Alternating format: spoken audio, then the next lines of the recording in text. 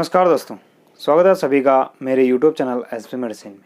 आज हम रिव्यू करेंगे वालामाइसिन सस्पेंशन के बारे में। इसके क्या क्या यूजेस हैं, बेनिफिट्स हैं, प्रिकॉशन और आपको क्या क्या साइड इफेक्ट हो सकते हैं। जानकारी के लिए इस वीडियो को पूरा जरूर देखें।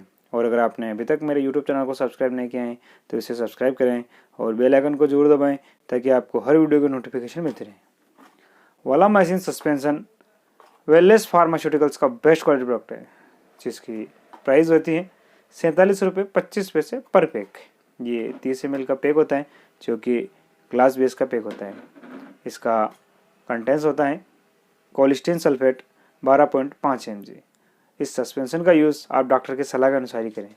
यह सस्पेंशन आपको डॉक्टर के प्रिस्क्राइब पे सभी मेडिकल स्टोर पे मिल जाएगा।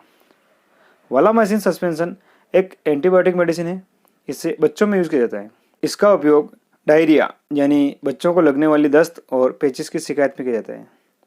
और भी अगर मरीज को गैस्ट्रोइंटेस्टाइनल इन्फेक्शन की समस्या है और बाउल स्टेरिलाइजेशन बिफोर सर्जरी के दौरान भी इसका यूज़ किया जा सकता है। इनके अलावा भी इसे कई बार doctors bacterial infection, E coli infection, salmonella और स्यूडोमोनास इन्फेक्शन में भी इसे प्रिस्क्राइब किया जा सकता है।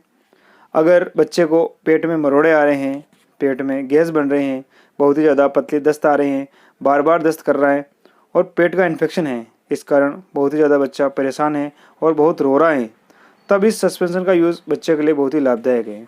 ये बहुत ही जल्दी उसकी दस्त को कवर करता है और बच्चे को फ़ायदा दिलाता है। ये एक बेस्ट एंटी डायरियल सस्पेंशन है। जान लेते हैं इसके सावधानियों के बारे में। तो अगर बच्चे को इसके कंटेंट से एलर्जी है या फिर उसको लीवर या किडनी डिसीज़ है या इनके अलावा कोई भी सीवियर डिसीज़ है, तो इसका यूज़ करने से पहले आप डॉक्टर को उसकी स्थिति के बारे में ज़रूर बताएं, उसके बाद ही इसका यूज़ करें। बाकी इसका यूज़ ना करें।